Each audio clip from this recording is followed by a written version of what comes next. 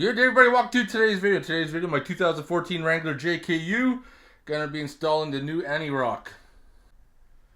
Installing this Antirock gives you the ability to have superior flex without disconnecting your sway bar links. Eliminates that.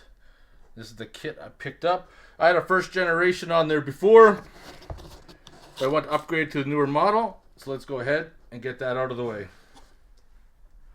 So now I'm going to remove the first gen Antirock, and as you can see, it's in pretty rough shape. So put a puller on there, pull that one arm off. It actually came off quite easy. I expect it's going to be a struggle. I'm just pounding it through to the other side as far as I can get it to go. Get an air hammer in there. Teach it a lesson. Get it through the bushing. Pull it out the other side. Until she's ready to start coming out. Use the air hammer on it again. Get her out. And the old one's out. Remove the old brackets. I was kind of afraid that the bolts were going to break, but they did come out. So there's many ways that you can put the bushings in. Use a press, use a rubber mallet. You want to make sure that goes in with the logo going out like such, just as I have it orientated right there, because that's how it's going to go in your Jeep with that piece sticking out. I just put it in, not in the vise, but on the vise on a rag, and used my rubber mallet to tap it into place. And once those are in, we're ready to go and install. Now this is a step you don't have to take. I'm putting anti-seize on my bolts before I put them back in, because they were kind of tight coming out. And if I ever have to remove them in the future, I'm going to thank myself by using anti-seize. So now I'm just lining them up. That one in the back there can be a little hard to get at. Now I found I was only able to use a 3/8 socket to get in there. So I put a 3/8 to 1/2 inch adapter on my gun.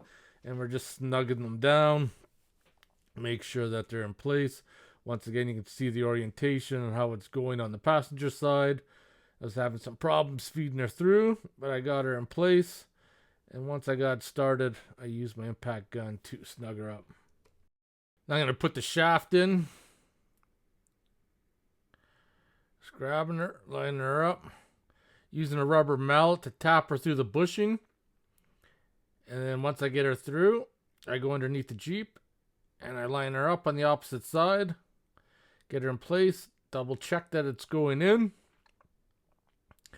And I'm just using my rubber mallet so I don't damage it. And I just tap it in place. You want to make sure that both ends are even before you put the arms on. So now I got my arms. I'm going to set up my rods. And I'm just going to take a measurement of my old rods and then set them to be the exact same, because nothing has changed except I'm just putting a more modern, newer version on. So you got to remember with these rods, there's right thread and left thread. So you got to figure out which one goes where. Set them up loosely. Make sure your jam nuts on are the most important.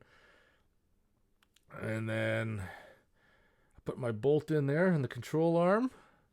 Loosely. Put that in place. We're going to tighten the uppers first before we go on and install it. Use my impact gun. Get on there. Perfect. Tighten her up. Attach it to the bottom bracket. Get her on place. Looking good. Tightening up the bolt on the bottom for the lower sway bar link.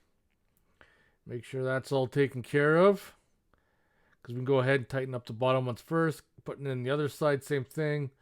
Put it through the hole, and you want your arm to be at the same orientation as the other one. Get it in place. So what I'm going to do right now is, this is still loose, so I'm going to put the end cap on, and that'll kind of set the depth, and then I'm going to tighten that down. And once again, I use some anti-seize on those threads. So now I'm just going to put these little end caps on, and that'll suck the control arm in even further before I tighten up that main bolt that's going to clamp it down. So you put the one in on the one side, grab the other one on the other side.